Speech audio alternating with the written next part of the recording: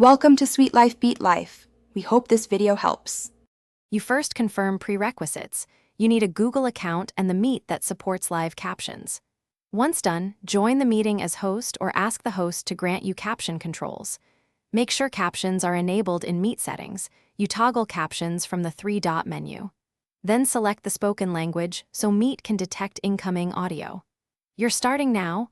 Open the three-dot menu, choose Captions, and pick the language the speakers will use to ensure accurate base transcription.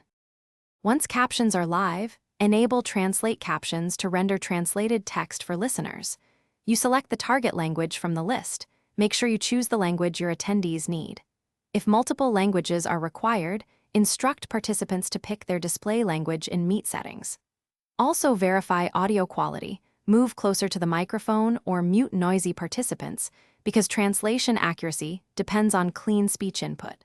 Finally, confirm translations appear on screen for you and a test participant before proceeding with the meeting agenda. To finish, run a quick test line so everyone confirms the target language displays correctly. This verifies both transcription and translation paths. If translations lag or drop, make sure you have stable internet and close non-essential apps to free bandwidth. If accuracy is poor, ask speakers to slow down and enunciate or switch to a higher quality microphone. Translation relies on clear audio.